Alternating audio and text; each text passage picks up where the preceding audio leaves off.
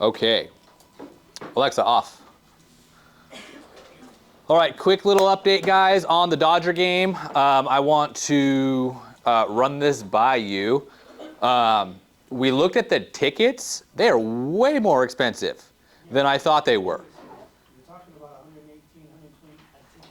They're $85 a ticket. That's for like outfield seats. Yeah, if you want like anywhere, nosebleed was the cheapest, so like 85. Then you get like 95, a little bit better than 110. Yeah, and it just went up and up and up. So, do we want to keep it on that day? Because, I mean, I'm fine to go if you guys all want to buy the tickets. Like, that's cool. But or do we want to look at a different day where the tickets might be a little cheaper? Or someone also suggested like going to Angel Stadium instead, which is a little further, but their stadium is way cheaper and it's easier to get in and out of. And so even though it's like an extra 30 minutes on the drive, like it usually takes an extra 30 minutes to an hour to get in and out of Dodger Stadium, whereas Angel Stadium, you're in and out.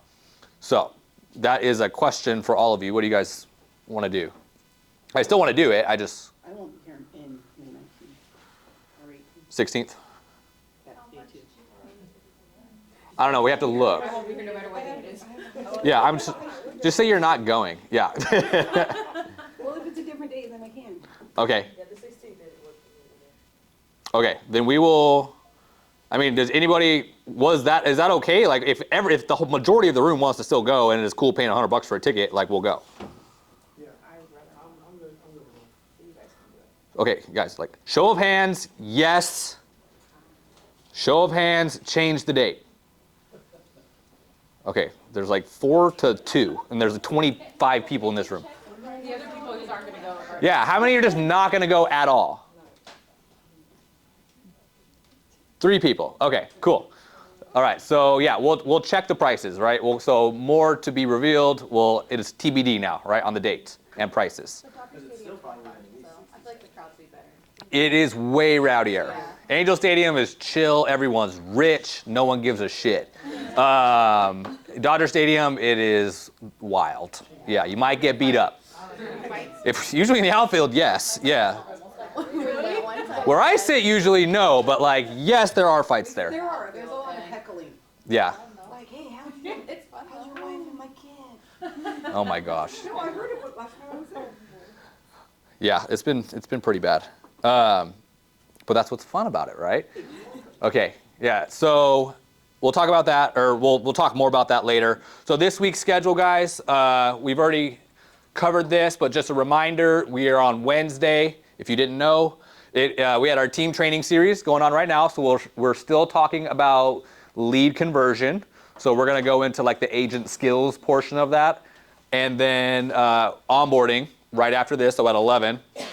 Tomorrow we have a call jam at 11 as well. So come in here, knock out your smart list, knock up your follow-ups, and then onboarding and onboarding. All right. So that is this week's schedule. We're going to hop straight into our training today. So let me get that pulled up.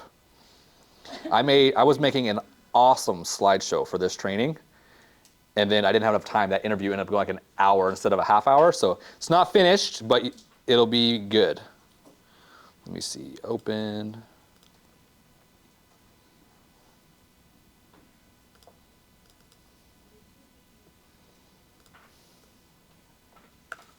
Oops. All right, so this is I think this is week 3 of our lead conversion. So we'll probably do one more lead conversion, and then we'll switch up the topic after that. So let me get through to, this is everything we've covered so far. This was last time. Okay, so everybody write this down. Why should I hire you? All right, Alyssa, Yeah. I'm a buyer. Why should I hire you over anyone else?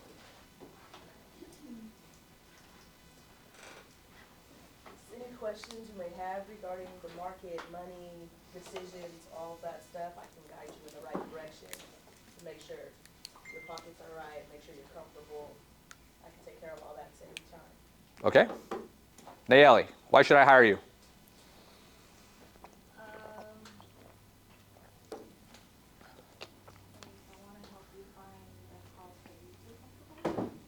Okay, because you want to help me?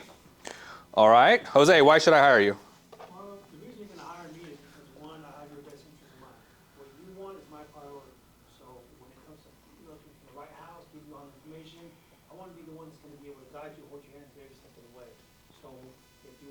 such area, we can definitely look at that, but keep an open mind that I'm here to help facilitate, make sure that everything is transparent, communicate with you as far as how it's going, your liens, contract, any questions you have. I just want to be the go-to person that's definitely gonna help you out. All I want to hear from you is a yes or no, and I take care of the rest for you. I like that. Teresa, why should I hire you? Because I'm top agent in my office right now. I've been doing this Okay. for a while. I'm gonna walk you through the whole transaction. Just a little, side note, I retired 5 years ago, so I'm not doing this to make money. I'm doing it to help you get the best house. Okay, nice. What do you guys notice about their answers? It's what we're gonna do for them. Confident. Confidence. Doesn't matter what you say, right? It does matter what you say, but like they all had different answers, right? But who sounded like, just on the tone of voice that they used, like who sounded like I would want to work with you? It was like Jose and Teresa sounded very confident, right? Like you guys kind of had like pre-answers for those already because you've probably done it the most, right? So I'm sorry to pick on you too, guys. But yeah, having like that, it's called like an elevator pitch, right? That like 30-second, why should I hire you? Like, why should I work with you, right? It's super, super important for any type of salesperson, but especially like us, we're salespeople, right? You need to be able to answer that question. Like it is, whenever you go out to a showing or a listing appointment, like that is what you're there to do, right? You're there to get someone to hire you as their agent, all right? So it didn't, on the listing side, it's always been this way. Like you literally have to go out there, do a presentation. This is why I'm better. This is why you work with us. So it's much more formal of a process.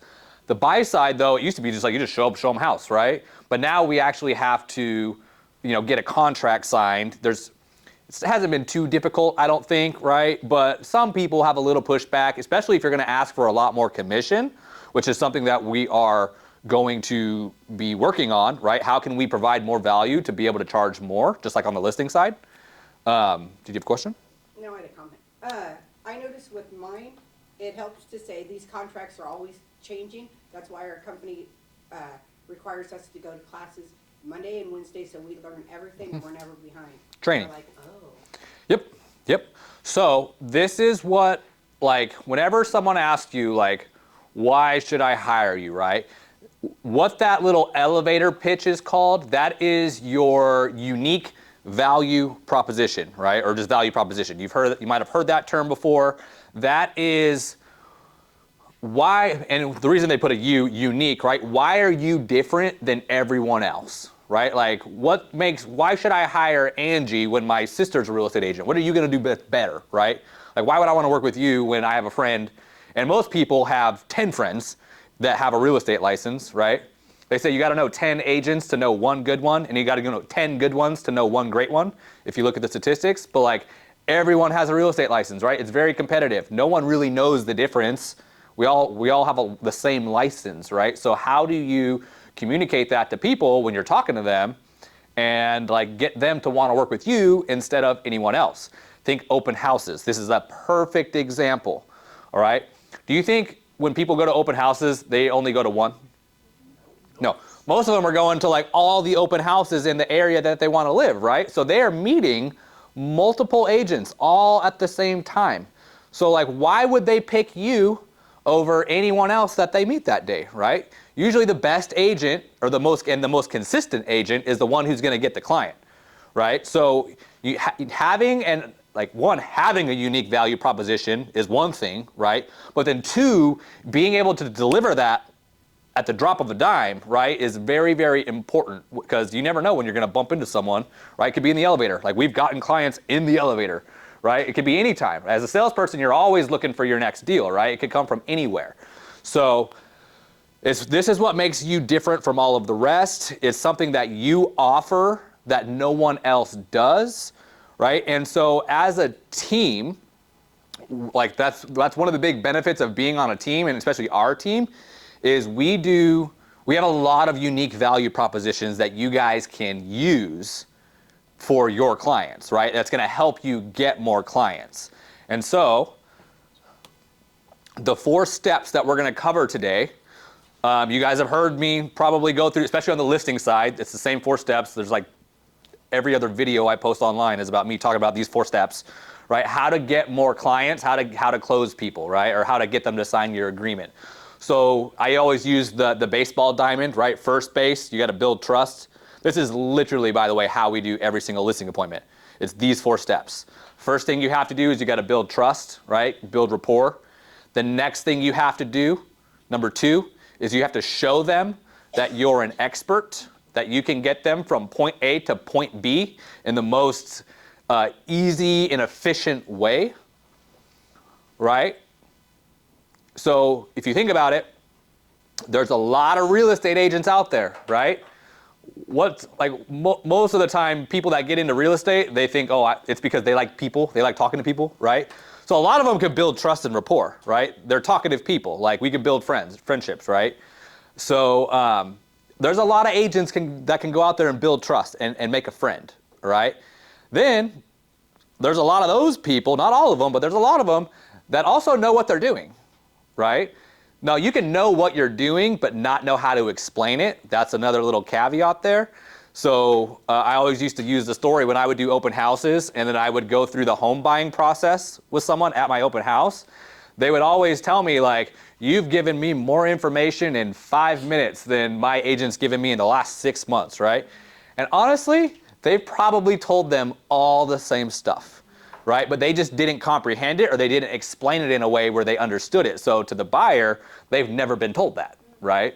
So you may know how to do it, but you might not be able to explain it clearly enough or in an easy enough way to understand that people feel like you're actually providing value. Like you could be, it's like lenders, right? Go to a pre-qual. How does a lender talk to the buyer? Like everything they're saying is going right over that buyer's head, right? Do you think that buyer feels like that loan officer is valuable? No, because everything they say is like fucking way over their head. They're like, I don't know. That's why we go, right? So that we can like, we're like the translator, like debt to income ratio and all these different things, right? Like we make it easier for them to understand so that they're more likely to, want to work with us and take that action. So explaining things simply is very, very important. 1, knowing how to do it, and then 2, knowing how to explain it in an easy to understand way. So there's a lot of people that can do that too, right? So how do you stand out from all of those people, right? That's the third base, right? The third step. You have to differentiate yourself from the competition. What do you do that no one else does, or that most people don't do, right? So right off the bat, there's a lot of things about this company and about you guys in particular that make you stand head and shoulders above most of the competition, all right? Think about who's the average agent out there. How many deals do they do a year? 1 to 5. It's really 0, but yeah. Most agents do like 1, 2, 3 deals a year, right? But 3/4 of them do 0 deals a year, first of all. What do the agents close on this team, right? You guys close a lot more deals. So 1, you're gonna be a more productive agent. You have more experience because you're consistently closing deals, right? What's the other thing that most agents are that we part-time, right? They're working another job during the daytime, right? Or maybe they're on call on weekends, right? They're not available all the time. We only have full-time agents here, right? Like this is your career, this is all you do. So that's another big difference between you and most of the competition, right? Those are just 2 easy things, right? That you can point out that makes you a more obvious choice than someone else, all right? And then the last thing, this is where some people struggle, usually high Ds, which is most of this room, you don't struggle with this, but asking for the sale, right? Closing, going to get the contract signed. If you're not a super high D by nature though, this can be a little bit, this is the part that trips up a lot of people. Like maybe you're shy, like you don't feel like you don't want to ask, right? You want to provide value, and you just kind of like think that they're just going to say, "Oh, I want to work with you," right? But no, they don't. Like you have to ask them, right? Like if I'm a good fit, are we going to work together? Yeah? Okay, cool. Sign here. Like that's the close, right? Like you got to get them to do what you need them to do in order to get the client, all right? So asking for the sale is the last part, and that can trip some people up as well. So we're going to go through these steps. So step 1, before you read it, right? What's the easiest way to build trust with somebody? It's find something that you have familiar in common. Find in common, right? Yeah, so it's kind of shot myself in the foot. It's behind me, right? So the easiest way to build trust, yeah, it's right there, yeah. I should have did like one of those where I have to hit the button and then the answer pops up. Yeah. The easiest way to build trust or get someone to like you is to find things that you have in common with them. All right? So birds of a feather flock together, right? That's why friend groups, usually they're friends for a reason, usually because they like to do the same things or they have some similar interests, right? So like on a listing appointment, I was taught, and now what we teach is like, you do not sit down at the kitchen table, which is like realtor code for like do a listing presentation, before you find at least 2 to 3 things you have in common with the seller. All right, so I have a little video that, it's a little inappropriate, but I have a little video that explains this. I knew him to be starting in just 2 weeks. And I'm walking around this place thinking I've got a huge doucher for a stepbrother. Secretly, you're not a doucher. Secretly. Let's play a game, all right? On the count of 3, name your favorite dinosaur. Don't even think about it, just name it. Ready? 1, 2, 3. Velociraptor. Favorite non-pornographic magazine to masturbate to. Good housekeeping. If you were a chick, who's the one guy you'd sleep with? John Stamos. What? Did we just become best friends? Yup. All right, so that's how finding thing in common works, guys. Right, so those 2 dudes hated each other, right? Until they realized that they all like the same thing. Now they're best friends, right? We know how the rest of the movie goes after that. Like, that's a very famous part of that movie. So when I was doing this, I was like, that popped into my head. So birds of a feather flock together. I want you guys to write this down. I say this all the time. You've probably heard me say it, but I want you to write it down to commit it to memory, right? People work with people they like, and people like them.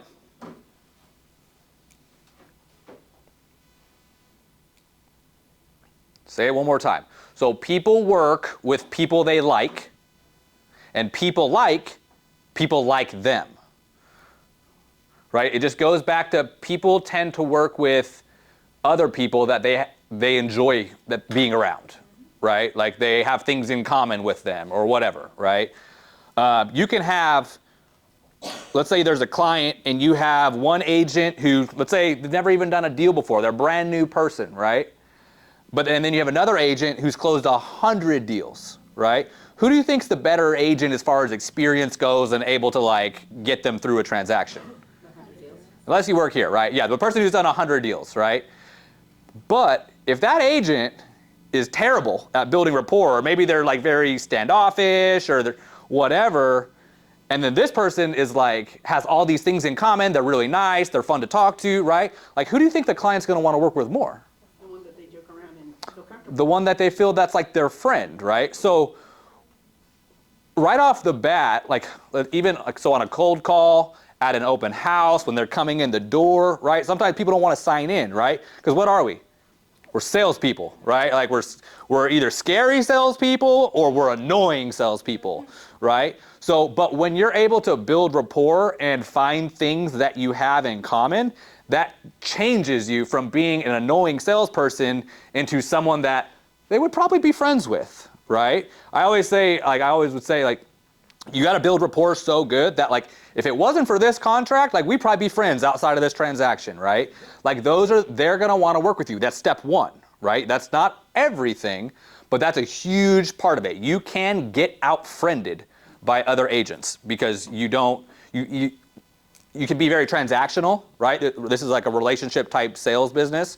So if you're too transactional, like I'm guilty of this, you forget to build rapport, or you don't go deep enough, right? You don't try hard enough to build rapport. You just go out there, expect to get the sale, and then, oh, we'll let you know later, right? And then, sure as shit, you find out they signed with someone else who doesn't have half the experience, right? Who's a part-time agent, but probably showed up and was just like BSing the whole time with them, right?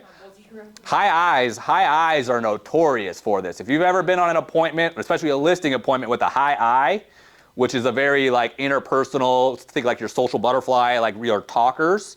When you go on those listing appointments, you talk about everything but real estate. And you just got to roll with it. Like whatever they want to talk about, you'll have an hour-long conversation about everything under the sun. And then it's like, hey, you know what? I actually got to take off. Let's do the paperwork. They don't even ask. Just sign it. Doesn't matter. Like I've literally gone on listing appointments where I have not talked about real estate at all. And like I'm just like, only the time when I'm going over the contract. Okay, this is what we're going to list at. This is the price, like blah, blah, blah. And they're like, all right, cool. Like they want to know that they can trust you and that they can be your friend before they'll ever decide to work with you. So high eyes, this is like a requirement. They will not work with you if you can't do this, all right? So that is step one. Did I miss anything? No. All right, step two now is show them that you are an expert, all right? So if as an agent, like as a real estate agent, right, if you can explain anything, it should be how to buy or sell a house, right? Like you would think like a real estate agent can like walk you through the steps pretty easily about how to buy a house. You know how many agents can't do that? Most of them. Most agents cannot easily walk you through like the buyer process, all right? So we're gonna do a little test, all right? Deanna, explain to me the buyer process in under 5 minutes. Well, we need to get the buyer rep signed. Yep. So then we show houses. Maybe the first time they can get pre-qualified either before the house showing or right after. Find the house, start making offers, meet with the lender, get our offer accepted, open escrow, Mm-hmm. put the earnest money down. Order inspections, Yep. appraisal, and then they have the 17-day period, wait period. Yeah. The final walkthrough, Yep. and then it's Okay. So I mean that is the home buying process, right? In a nutshell. But so very good job. Very good job. I know I put you on the spot. But could she maybe have gone into a little bit more detail? I said under 5 minutes. She did it under like 45 seconds. So, presenting that to somebody? the whole class here, yeah. A buyer? I just thought. Oh yeah, like a buyer, yeah. Okay, yeah. So, like on a buyer, like the thing that you need to explain is like the home buying process, right? This is how I got so many buyers to work with me. And like the reason they would tell me, you gave me more information in 5 minutes, it's because I would do the home buying process. That's what I was explaining. I was explaining the home buying process in a way that no one had ever explained it to them before. This is also how I set appointments on the phone, all right? I use that process as my hook, all right? So let's just role play. Elizabeth, let's say you're a first-time home buyer, all right? And I've kind of like LP mamaed you a little bit. Now we're gonna like go for an appointment. All right, Elizabeth, so it sounds like you are looking to buy your first house in the next, 1 to 2 months. I know you've already got pre-qualified or you need to get pre-qualified, whatever. Has anyone ever gone over the home buying process with you, like start to finish, A to Z? No. No? Okay, would it be helpful for you to know like the cost associated with buying a house, like how much inspections cost, how much appraisals cost, like the earnest money deposit? Like has anyone ever told you like all of that information? No, I never knew there was like upfront costs. Yeah, no, actually there is. I'm surprised you've never heard that before. So I would actually love to go over that with you. That's exactly why you should meet with me. When are you available, weekdays or weekends? Preferably. Okay, that's a close, right? So I use, and when I go over that, that's my home buying process like presentation. Right? So I use those things that the buyer wants to know about, which is like, how much is this going to cost me? That's the number one thing a buyer wants to know. I use those. Has anyone ever told you that? Inspections, appraisals, EMD amounts. Do you think any agents ever told them that? I've never had someone say yes. Never. So I say, would it be helpful for you to know how much it's going to cost you to buy a house? Absolutely, right? They want to buy a house. Cool, that's exactly why you should meet with me. When are you available, weekdays or weekends? Right, so and then what happens is at that meeting, I go over the home buying process. And so I like to be a little bit more specific in mine, right? Because I cover those things, because I want them to feel like I'm doing step 2, right? The home buying process is showing them that you're an expert, that you know every step of the way, including the costs. Like you can do this in your sleep, right? Like you are an expert, you can get them from A to B. This is where they say like, wow, you really know what you're doing and everything you say, I understand, so I want to work with you, all right? I've done the home buying process for you guys before. I'll do it again really fast, all right? So Elizabeth, has anyone ever gone over the home buying process with you? No. Okay, I'm going to do that real fast. I'm going to give you the bird's eye view, kind of the 30,000 foot view of what it looks like to buy a house. All right, so first step, get pre-qualified. Everyone knows that. That's what every agent's going to tell you, right? Boom, we do that. Cool. The next is I'm speeding this up. The next is the fun part. I always say the fun part. We're going to go house shopping, right? And I always say house shopping. I make it sound fun. Like I get them, you're trying to get them excited, right? To like do this.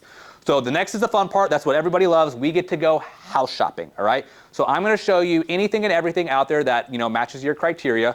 Once we do that, you're going to find 1, 2, maybe 3 houses that you like, and then we're going to submit offers on those homes. All right, once you get an offer accepted, that's when we open escrow, and this is where the expert part comes in. All right, everyone can do that part, right? It's the next part that no one can do. So have you ever heard of escrow? Not really, no. Okay, so I'm going to explain kind of like what happens in that escrow period, all right? So escrow is basically the holding period between when you get your offer accepted and when you close escrow, when I get to meet you at the house, give you the keys, we throw a party, take pictures, all of that, all right? So make sure you invite me to your party when we close escrow. So I'm prepping them that we're going to go through this process. So the first thing as a buyer that you have to do when you open escrow is you have to put a deposit down on the house. Don't say EMD. Do you think your buyer knows what EMD is? No, but do you think they know what a deposit is? Yes, because what have they been doing beforehand? Renting. Right? Every renter knows what a deposit is. So don't say EMD, earnest money, like none of that shit, right? It's a deposit. So you say you got to put a deposit down on the house, all right? That's usually around 1% of whatever the house costs, all right? Maybe they can't do math real fast like we can because we know percentages, right? So if the house costs about $300,000, that's going to be about $3,000, okay? So you got to put that down on the house. Now, the reason you have to do that is because it's sort of like putting skin in the game. Like the seller's going to take the house off the market and not sell it to anyone else, so that you have to show that you're serious about it, okay? And that amount, you know, as long as everything goes good, that amount does go towards the down payment at the end, okay?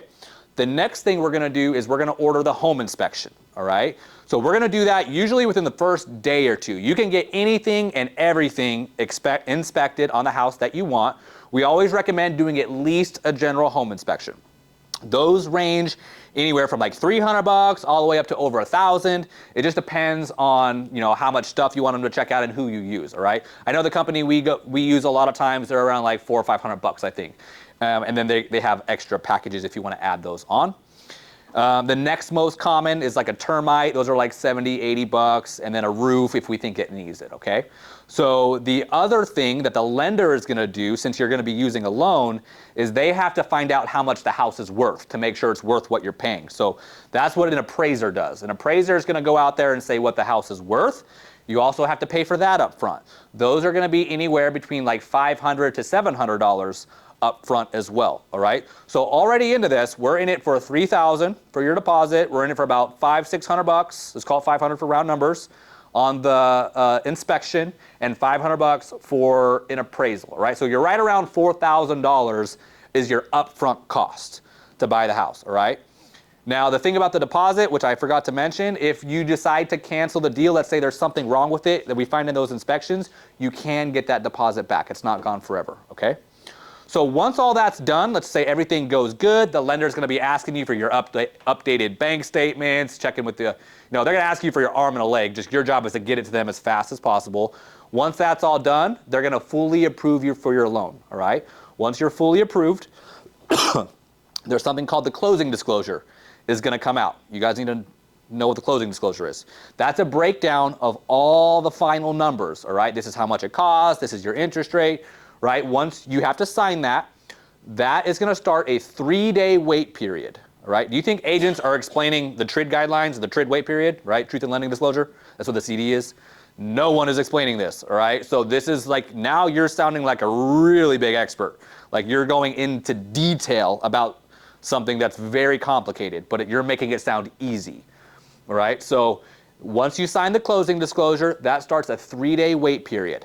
After that 3 days, that's when the loan documents can come out. You got to sign those with a notary. It's a stack of paper about that thick. That's basically like where you sign your life away, like you're buying the house, right? You sign those papers, you put your money into escrow, and then usually the next day we close. I'm going to meet you at the house, hand you the keys, take pictures. We're going to throw a party.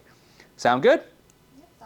Perfect. I know that sounds like a lot. Okay, so I don't want you to feel overwhelmed. I like to do things in steps. All right, and I'm going to be with you every step of the way, holding your hand and guiding you through this whole process. Okay, so step one is we got to get you pre-qualified. When are you available? Weekdays or weekends? And that's how you do it. Like, I have said that 10,000 times, like word for word. I say the same exact thing. It's a presentation.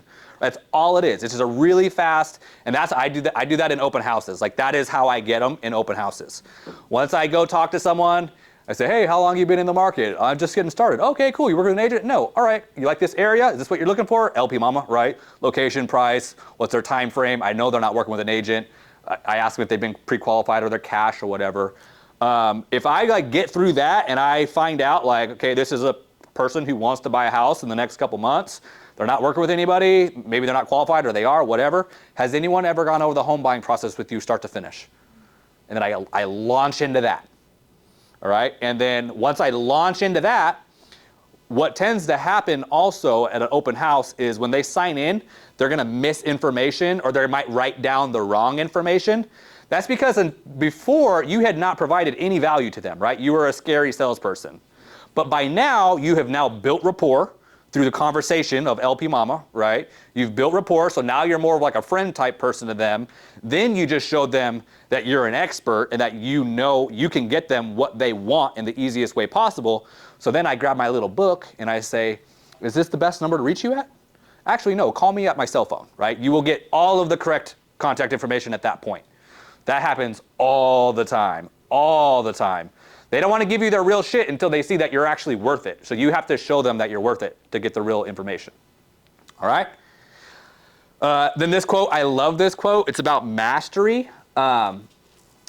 If I feel like this is like my superpower, like I can explain things in a way that like it's very easy to understand, but it's because I've just done it so much that I fully understand, right? If you can't explain it simply, you don't understand it well enough. Right? That's what Albert Einstein said mastery is. Like, if you fully understand something, you should be able to explain it to a 5-year-old. Like, that's kind of how you have to think. Like, how can I make this sound, like, how could I explain the home buying process to a 5-year-old and they would, like, understand most of it? You know what I mean? Or a 10-year-old. Like, that's what you should always be thinking, because buying a home or selling a home is very overwhelming. People do this, like, 2, 3, 4 times their entire life. We do it every day, right? So to us, like, it's no big deal. But to everyone else out there, it's scary, right? And it's very overwhelming. They want to make sure, or they want to know that the person that they choose, 1, they like them, but 2, that they know exactly what they're doing and that they're going to feel like they're included and understand everything in the process too. Right? Have you guys ever met anybody? This is funny. Have you ever met anybody that bought a house or sold a house and then like you talk to them and they're like, my agent didn't explain none of that. Like, I had no idea what happened when I bought my house. I bought my house from my dad. I have no idea what happened in escrow. I have no clue what happened, right? I didn't understand anything.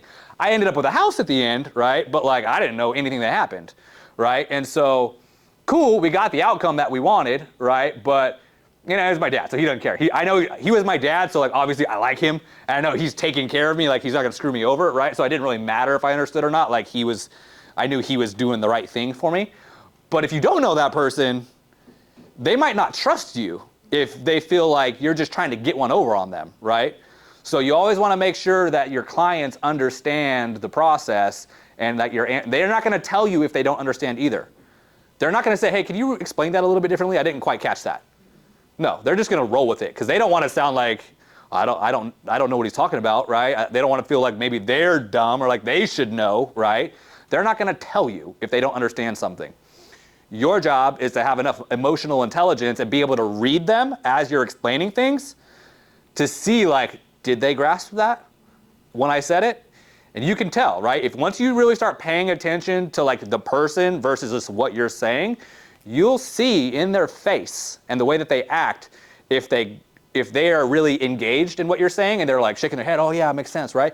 Or if they're just kind of like stonewalling you, like they're just listening, but it's going one in out the other. You gotta be able to read the people.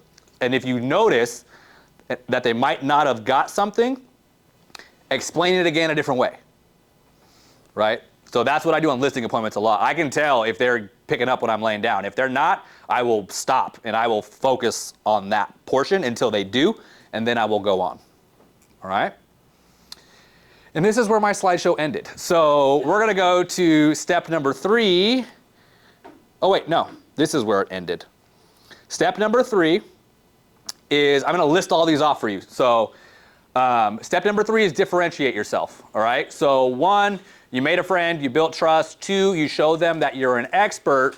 That still doesn't answer the question though, why are you different from everyone else, right? Like if there's another agent out there that's a good, friendly person and they explain the home buying process, like how do you choose, right? It's what can you offer me that no one else can offer me, okay?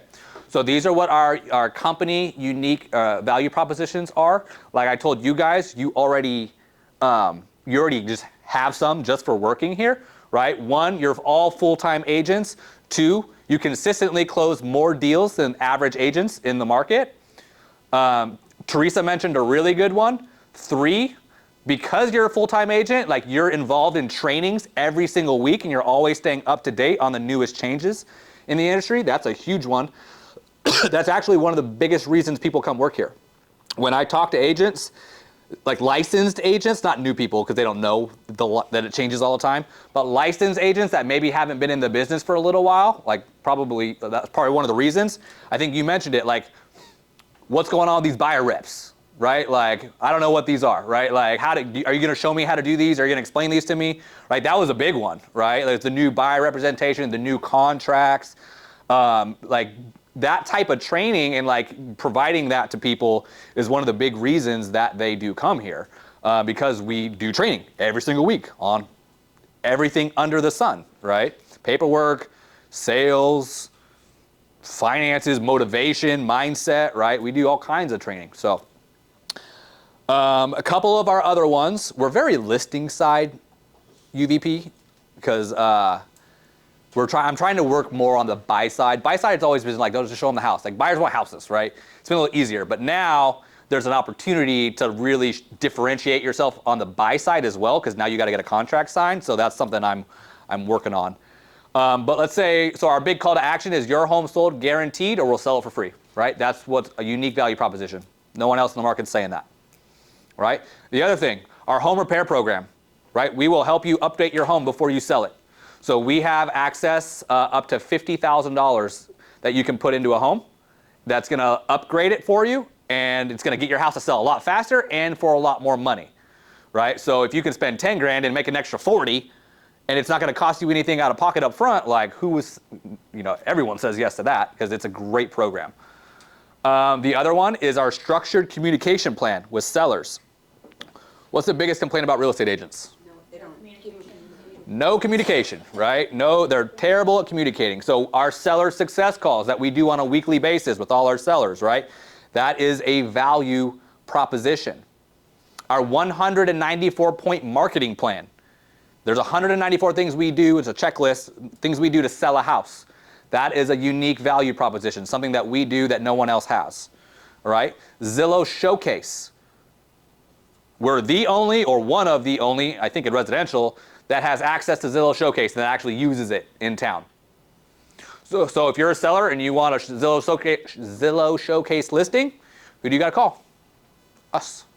We're the only ones that can do it, right? So that causes your house to sell faster and for more money. So there's all these little like things that we do. On the buy side, you guys, I'm going to explain how this works to you. I've never explained it. You're probably the only two, maybe Esmeralda. So we have what's called the I Love It or the Love It or Leave It program. Right? So one of the things that you guys are going to now be able to say to your clients when you meet with them in the driveway or at the first showing or whatever, and you're getting your listing agreements or your buyer agreement signed, we have a program. This was in our old buyer reps, but now we use the CAR ones, called Love It or Leave It. All right? If for any reason your buyer buys a house with you and then decides they don't like that house, they want to sell it and buy another one, If that's within that first 12 months, we will sell their house for free and help them get a new house. To make it, because usually you don't have a lot of equity in that first year, right? So we will sell it for free as long as they go buy another house with us, right? So that's our Love It or Leave It program. So that is something that you guys will now be able to tell your clients, hey, we have this program at our company called the Love It or Leave It. If you buy a house with us and you're not absolutely in love with it and you want to sell it and get a different one, we'll sell your house for free so that we can get the one that you do want, right? So it's like a money back guarantee almost. So that's what we have, it's a UVP on the buy side. Another thing, like ideas floating around in my head, moving truck for life, lawn care for a year, pool care for a year, pest control for a year, home warranty. There's like all these things that you could provide to a buyer that like no one else is really doing, or make some sort of like VIP buyer package where it comes with everything, right? It's just how can we do that in a cost-effective way? That's the hard part. So we're working on adding more things to our buyer program so that you guys are armed with more ammo when someone says, why should I hire you, Jose?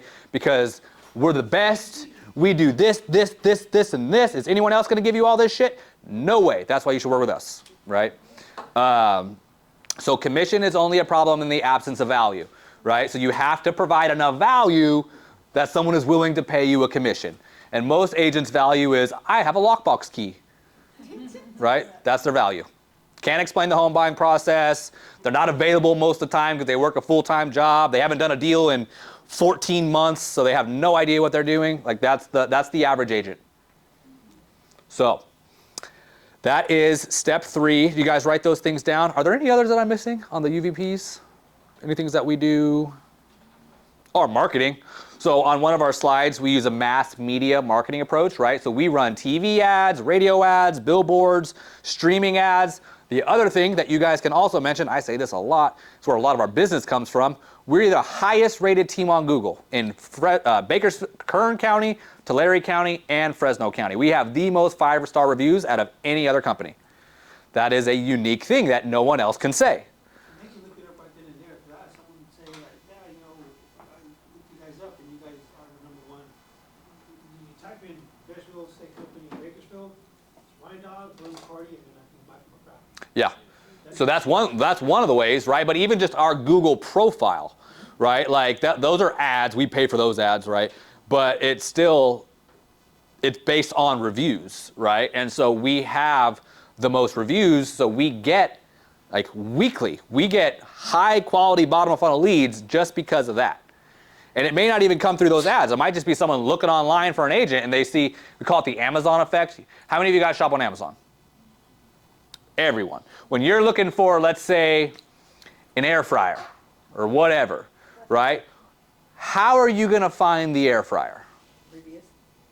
Right? You're going to type in air fryer, and then you're going to look at the ones that have the most reviews, right? That are like have been purchased the most and also have a high review count, right? So that's what they call the Amazon effect. Like I always buy the one that has like the most best reviews. Either that or you just talk about it and they'll pick it up and it'll show me on feed. So. Yeah. Yeah, I want an air fryer, then it shows up at your door the next day. Yeah. A free Porsche. Yeah. I think that's the main, like the actual ones that we advertise and a couple other ones. But yeah, just being a full-time agent. We have a full team to like. Oh, yeah. TCs and Yeah, so we say that a lot too. We have a full support staff of other people that are working on this for you. So it's not just me. They just make me look really good. I say that in every single listing appointment. You guys can also say that at every single listing and buyer appointment. So when you hire me, you're not just hiring me. You're hiring our entire company. We operate as a team. We have a full-time staff of licensed people. We have operations. We have people that are making calls, trying to set appointments for your house. So it's not just me wanting to do a good job that's gonna like get us the results. It's literally everyone working on this for you. So that's where you can leverage everything that the team does, all of the results. We sell more homes than anyone else. We have the most 5-star reviews. You can leverage all of that as your own. All right? So whatever the team does, you do. And so that's going to be a lot of ammo of why they should hire you over anyone else. All right? Next, and the last, oh, I don't have a slide. I'll finish this, guys, because this I feel like was a good one. the last thing is asking for the sale. All right, there's a lot high D's, which is like everyone in this room pretty much, minus like maybe one person. That's where they get tripped up. Us, we don't really have a problem, right? Like get the listing signed, get the contract signed. It's really about like making sure I do it. I prep them to say yes, right? As you're going, you get small yeses to get the big yes at the end, and then you just ask for it, right? So do you want to work with me? Like, don't be afraid to ask someone to work with you, right? Or get a referral or anything, right? Ask. The people who ask for the sale more get more sales, right? There's no like special tricks or like funny things for that one. It's just make sure it's not just like when you're having a conversation with someone, and I see it on the phone a lot more. Like when you're in person, like you're gonna get a buyer rep signed or you're gonna get a listing agreement signed, right? Like that's why you're going there. On the phone or when you're just having conversations with people though, that might be more where like you're just trying to have a conversation and just give them information, but then you never ask for the appointment, right? Like why do we reach out to people every single day? To book appointments, right? So that we can get more clients. So when you're calling people, like yes, have a great conversation, but then ask for the appointment at the end. Like don't be afraid to do it. What's the worst they're gonna say? No? If you don't ask, they said no already, right? So you're either gonna get told no or you're gonna get an automatic no. So I would at least like to give myself a chance and possibly set more appointments. That's one area right now that we're like low on. It's appointment set. So we need to ask more. Yes? Just a question.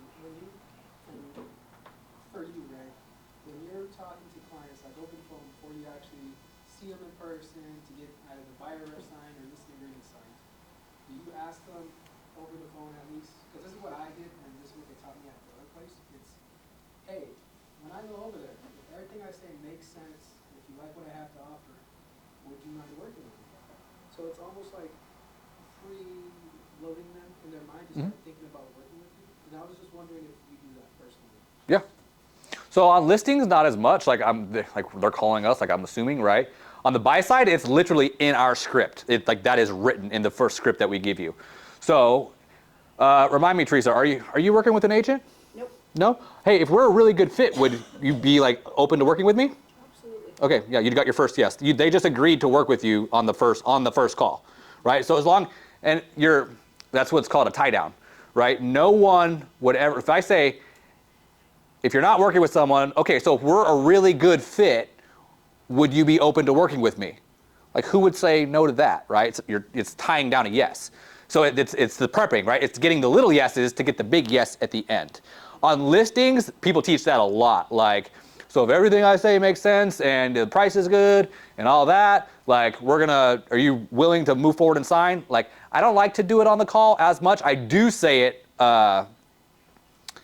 actually, no, I do say that on every call. That's something I've noticed. Oh, 100%. I do say that on every call. If I'm booking, but I don't book the appointments. So we have an inside sales team that books all our appointments. But yeah, I would say, okay, so what I'm gonna do for you is I'm gonna run the comps, I'm gonna get all the property information, I'm gonna make my net sheets, I'm gonna come out there, I'm gonna go over the marketing program with you, and then if everything sounds good, we'll go ahead and move forward from there. I don't say like you're gonna sign, because then like that kind of like might turn them off a little bit, but I do let them know what I'm gonna do, and then if everything sounds good, I say that, we're gonna move forward and do it then. And they usually say yes. Because then at the end, you can always just close it, like you said, for asking for the sale. It's like, hey, does all this sound good? I know we talked about it. And then usually they'll just automatically say yes. Yeah, so I'm very list side heavy, right? So exactly what you just said is what I say. So I do the whole shebang, right? All four. Then I go over comps, and then I go over net sheet. So I go directly from comps into net sheet. So if you sell your house at this price, after everything is said and done, escrow, taxes, title, commissions, everything, you're gonna walk away with $500,000. Sound good? Yeah. Okay, cool. Let's do the contract. That is word for word what I say every single time. Yeah, I'm a robot on appointments. Doesn't seem like it because I'm just like flowing, but like I say the same exact words in the same exact order every single time. Buyer presentation and listing presentation. But it's because I've done it enough to where I know what works. And if it's on autopilot, then I can pay more attention to the person versus like what I'm saying, right? If I memorize it and I can just spout it off at any time, now I'm looking at body language, I'm looking at their facial expressions. Are they pulling away? Are they coming closer? Are they nodding their head? Are they like questioning? Like, and then I can kind of tailor it to that. There's a lot of sales tactics out there that are way deeper level than just like LP Mama in a script, right? Like there's tie downs, there's prepping, there's neuro-linguistic programming, like all these things that like super high elite salespeople do that I would suggest you guys start to look into. It makes you a better salesperson. All right, that is our training. How did we do on time? Oh, 10, perfect timing. All right, so that's it, guys. We will post this video, so if you ever want to go back and like watch some of this stuff, we're working on building like a website with all of it for you. Let's take a quick break, and then we're going to make some calls for the next hour. So smart list, zero those out, right? Make sure there's no one in your smart list. All your stages are up to date, and then hop into the ponds and start trying to get new business. Did anybody need this Mercedes? I want a Mercedes. It's a Cornet, looking for $30,000, two bedroom. Oh, okay. Is it yours? I'm glad you said that because that just reminded me of something. Okay, we are going to put a standard minimum buy-side commission in place. All right, so like just like on the list side, our minimum commission is $59.95. We will not sell anything for less than that. On the buy side now, because like a $30,000 deal at 2%, it's like $100, right? We're not going to do that deal. So our minimum commission is going to be $3,000. I'm going to work on bumping this up more and more for you guys too, so make you guys more money and make us more money. $3,000 plus the $595 transaction fee, all right? So if you're going to hit the minimum, usually you're going to write it in as a dollar amount, right, versus like a percentage. So when you write it, you're going to write it as $35.95, right? You got to, because there's not two sections for like a dollar commission and then a transaction fee. So you write them together, all right? So $35.95, and then when you write your offer, when you ask for the commission, you put the $3,000, right? The buyer's still responsible for the $595, but the commission portion of it's the $3,000. But when you write it on a buyer rep, you got to put the whole amount. That's only if we're gonna make less. Only if you're going to do the minimum, right? But if the house, let me get What my. if your buyer can't pay it, like, and the seller won't pay it? Well, then it's going to be up to you if you want to do it. But at that point, that's going to be our minimum. Like they just don't buy the house; they find another one. Okay. Yeah, it's just like if they don't have closing costs to buy the house. Yeah. So the seller, it depends on the situation too, right? Like if the seller wants to sell the house, it's a negotiable item. It's like if they don't like the price, if they don't like the closing cost that you asked for, now it's if they don't like the commission, right? It's just a negotiable thing. So it's going to come down to how good can you negotiate. Me and James were just doing this. Off my head, what would that be? A house lower than what? I think it's, let me get my calculator. I did the math. So let's say, I think it's 140 times 0.025. 140 at 2.5% is $3,500. So I would say anything less than like 140, you're going to do a minimum. Unless they're offering 3%, but you don't know what they're offering, right? So I would always, if you know that you're looking at houses 140 and less, I would do the minimum. Very rarely is it like on the border, right? Although that just happened to me the other day on a listing. It's right on the cusp of, it could sell for a little bit more where the percentage would make more sense, or it could sell for less than the percentage and then the flat fee makes sense. So I just did the flat fee. Yes? What about, like, in the case that something like that doesn't make sense, like for land? But does it make sense for you to do? No, like, the commission wouldn't make sense. Like, I have someone that's sending me land Mhm. from anywhere from like 10 grand to 20, Mhm. and even sometimes less than that. So, like, obviously the three, at least from where I'm seeing, would it make sense in the case that the price is really, really low? Does it take you less work to do a deal that costs 10 grand that costs 200 grand? No. So is it worth it to you is what I'm asking. I mean, So I see where you're coming from, but I guess more in the sense of like writing in the offer, sending it to the listing agent, and trying to get our offer accepted. You know, like, do we have anything set for land? That's a good question. That's why we're putting in the minimum. So I just sold a $9,000 lot and charged $6,000 commission. We do that all the time. So the buy side is actually half of what our list side commission is. So we do it on the list side. We do more land on the list side than we do on the buy side. That's why we have a flat rate. Jose, he's gonna freaking 10 grand you. Should we send the offer in with that, or add into the offer? The commission, you always have to put your commission in the offer. No, I mean, like, should we up, like, whatever the price is and add our commission to that offer? Yeah, that's negotiating, yeah. Yeah, if the buyer is using a loan and they don't have the cash to pay their closing costs, what do? You offer more and then ask for a credit. It's the same thing on commission. Yeah, if you need an extra $1,000 because the seller's not gonna cover it, then offer $1,000 more on the house, right? Because who's really buying the house? The bank, right? Land though is gonna be cash, so those are cash deals. And include the 595. Yeah, include, yeah. The, not in your offer, you include it on the buyer rep. There comes like a point where it does not make sense to do a deal. Like $3,000 doesn't make sense to do a deal for the company. I will lose money on every house you sell that costs that much. Like we will lose money. It costs us $1,900 to close a deal here. So if you're committed, if I'm only gonna get $500, it's costing me $800 or $900 for you to be able to close a deal, right? Like, I know it makes sense a little for you guys, but like we have to have a minimum limit where it actually makes sense to deliver the service, right?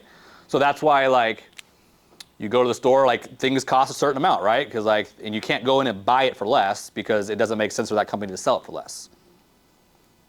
So I don't think you're gonna run into any issues really, but if you do, then we can just talk about it. Any questions on that? All right, repeat back to me. What's our minimum commission? $3,595. There we go. So 3,000 plus 595, right? So that is it. All right. All right. Now you can take a little break.